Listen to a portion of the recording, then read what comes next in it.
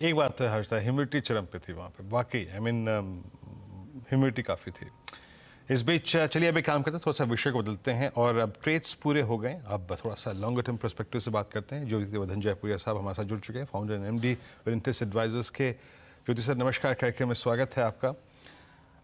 बीता हफ्ता क्या रहा sir? I mean exit poll ने आपकी जो अपेक्षाएं थी वो चरम पे कर दी, नंबर्स उससे काफ़ी, अगर आप देखें, बड़े डिफरेंसेस थे।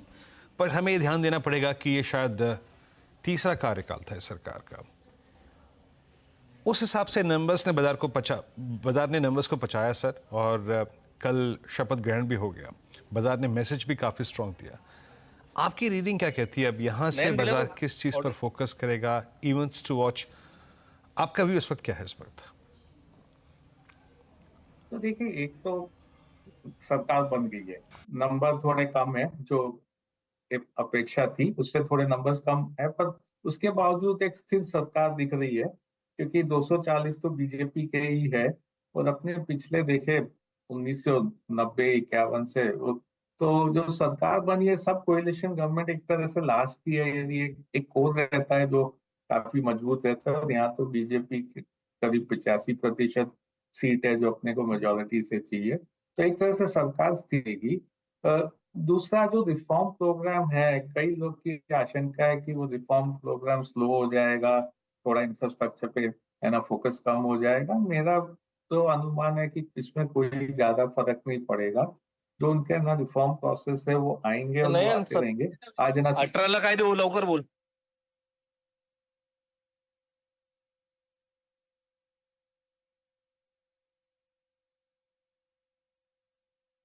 ज्योति जी, मैं आपको रोकना चाहूंगी, आपकी आवाज़ ठीक से नहीं आ रही है, कुछ वहाँ पर तकनीकी दिक्कत हो रही है, तो उसको प्लीज़ कृपया करके रिजॉल्व कीजिएगा। ज्योति जी के साथ कुछ और भी, किसी और की आवाज़ भी लीक हो रही है, उसको प्लीज़ आप ठीक करें। अच्छा, इस बीच क्रोनॉक्स लैब 15% प्रीमियम पर लिस्टिंग होती हुई दिखाई दे रही है।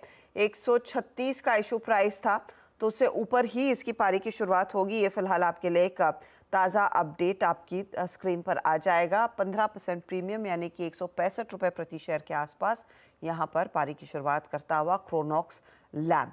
अच्छा, एक और पॉकेट जहाँ पर नजरें होनी चाहिए, जो वीरू मेंशन कर रहे थे, मॉनसून का ट्रिगर। अब आप देखिएगा टू व्हीलर कंपनी, और टू व्हीलर कंपनियों में अच्छा खासा रुझान वैसे भी तेजी का बना हुआ है। इस महीने अकेले, जून के महीने में अकेले हीरो मोटोकॉर्प जैसा काउंटर करीब 11% तक का रिटर्न आपको दे चुका है।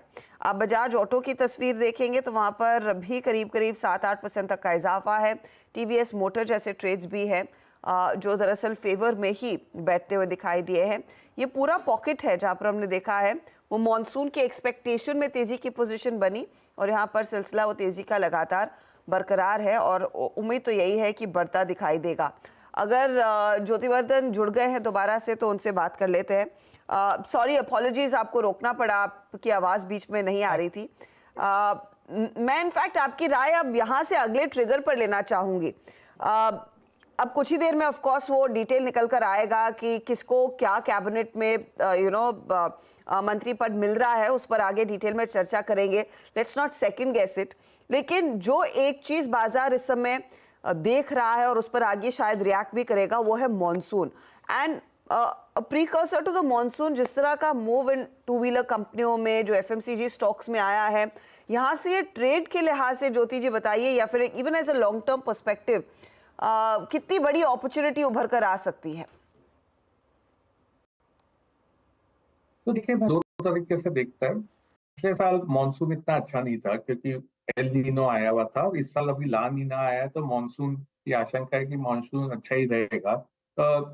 तो पिछले 2-3 साल में जो कंज्यूमर डिमांड था, जो रूरल इनकम था, वो काफी कमी आ रही थी उसमें, तो वो है ना एक तरह से अच्छा हो जाएगा। तो गवर्नमेंट को भी थोड़ी राहत मिल जाएगी कि है ना उनको इतना सब्सिडी देने का दरकार नहीं है, क्योंकि मानसून के कारण फसल अच्छी हो जाएगी। दूसरा है कि जो अपने यदि स्टॉक्स देखे तो कंज्यूमर स्टॉक 2020 से काफी अंडर परफॉर्म कर रहे हैं। तो यहाँ पे एक है ना हो सकता है कि मॉनसून के कारण एक ट्रेड बिल्टअप हो जावे, लॉन्गर टर्म भी इनकी अच्छी सी है ना एक इनकम आ जावे यहाँ से। तो इसमें एक तो कंज्यूमर स्टॉक्स है जो एफएमसीजी टाइप के स्टॉक्स है, दूसरे यदि अपने देखें तो ऑटोज में ट्रैक्टर्स का, टू व्हीलर का, ये सब का डिमांड अच्छा हो सकता है। तो तीसरा है एग्रोकेमिकल, क्योंकि एग्रोकेमिकल भी देखें तो काफी है ना, स्टॉक प्राइसेस में नरमी आई हुई है, पिछले 15 महीने से अच्छा नहीं कर रहा है, तो एक उसके भी ट्रिगर हो सकते हैं। तो ये तीन सेक्टर को ध्यान रखना चाहिए। तीन सेक्टर में मानसून के कारण थोड़ी बढ़त आ सकती है। ज्योति जी, आपने एक चीज कहा कि अच्छा मॉनसून सरकार के लिए भी थोड़ी सी रिलीफ का कि कम सब्सिडी देनी पड़ेगी, लेकिन ये क्या मार्केट में एक बड़ा डर फैक्टर इन हो चुका है कि ये वाले टर्म में अगले 5 साल ज्यादा पॉपुलिस्ट मेजर्स देखने को मिलेंगे, सब्सिडी के प्रति ज्यादा खर्च होता हुआ दिखाई दे सकता है? वो एक नीजक रिएक्शन में शायद मार्केट बचाने की कोशिश कर रहा था, लेकिन क्या वो पूरी तरह से पच चुका है या फिर हल्के हल्के झटके आगे लग सकते हैं इसके चलते? तो मार्केट में थोड़ी आशंका है कि है ना, ये सब्सिडी बढ़ सकती है, तो इसके कारण हो सकता है अपना जो कैपिटल एक्सपेंडिचर था वो कम हो जाएगा। मेरी राय है कि ऐसा होएगा नहीं। तो इसके दो कारण है। एक तो गवर्नमेंट का पूरा निश्चय था कि ग्रोथ को इंफ्रास्ट्रक्चर के दौरान बढ़ाना है, और इसलिए इंफ्रास्ट्रक्चर स्पेंड मेरे ख्याल से कंटिन्यू रहेगा। थोड़ा सा ट्वीकिंग हो सकता है, थोड़ा 0.2%, 0.3% ऑफ जीडीपी जा सकता है रूरल सब्सिडी। ये सब भी अल्टीमेटली क्या होता है, ये सब भी इनकम बढ़ाता है और एक तरह से जीडीपी बढ़ाता है। इस साल का देखें तो आरबीआई ने उनको 2 लाख करोड़ का है ना डिविडेंड दे दिया है, जो है ना एक्सपेक्टेशन से बहुत ज्यादा है। तो इस साल तो ऑलरेडी गवर्नमेंट के पास 0.3% ऑफ जीडीपी का एक तरह से एक्स्ट्रा पैसा आ गया आरबीआई के थ्रू, तो वो पैसा उन लोग है ना इस्तेमाल कर सकते हैं। तो जो कैपिटल एक्सपेंडिचर था उसको कायम रख सकते हैं, और फिर भी थोड़ा पैसा सब्सिडी के लिए ज्यादा आ जाएगा उनको। तो मेरे पिछले अपने 5 साल में देखे तो सब्सिडी गवर्नमेंट ने करीब 80% कम की थी जीडीपी के कंपैरिजन में। तो मेरे ख्याल से वो सब्सिडी कट नहीं होगी, हो सकता है थोड़ा यहाँ से 20-30 पैसा बढ़ सकता है। पर है ना, उसका फंडिंग हो जाएगा यदि जैसे आरबीआई का डिविडेंड है, अगले साल यदि वो मार्केट इतना तेज है कि कोई पीएसयू शेयर थोड़ा बेच देवे, तो उससे फंडिंग हो जाएगा और कैपिटल एक्सपेंडिचर के लिए भी पैसा रहेगा आपके पास। तो सर ये पीएसयू बैंक्स और डिफेंस रेलवेज में ये बीते हफ्ते काफ़ी पेन रहा, स्पेशली आई थिंक जो एक्चुअल नंबर्स आए थे उसके बाद। अभी भी वो हाइस उस दिन के भी क्रॉस नहीं हुए हैं, लेकिन इन डिप्स में और वो जो करीब करीब 7-8-9% का डिफरेंशियल परसिस्ट कर रहा है बहुत सारे स्टॉक्स में, अभी भी इन तीन स्पेस में सबसे स्ट्रॉन्ग कन्विक्शन कहाँ है आप, and specially your take on PSU banks? तो देखिए, हम लोग, मैंने पहले भी 2-3 बार कहा था, हम लोग ऐसे पीएसयू वर्सेस प्राइवेट इतना देखते नहीं है। एक तरह से आज के दिन पीएसयू की तरफ सबके झुकाव था क्योंकि वैल्यूएशन सस्ते थे, पर अभी भी काफी प्राइवेट सेक्टर बैंक भी है जिनके वैल्यूएशन थोड़े सस्ते हैं, और है ना पीएसयू से भी 2-3 स्टॉक तो है ना पीएसयू से भी कम वैल्यूएशन में दिख रहे हैं। पर ये सब स्पेस में हम लोग थोड़े प्राइवेट सेक्टर बैंक ले रहे हैं जो सस्ते हैं, थोड़े पब्लिक सेक्टर बैंक्स भी लेके रखे हैं। स्पेशली जो बड़े बैंक्स है वो काफी सस्ते दे रहे हैं बड़े प्राइवेट सेक्टर बैंक से कंपैरिजन में।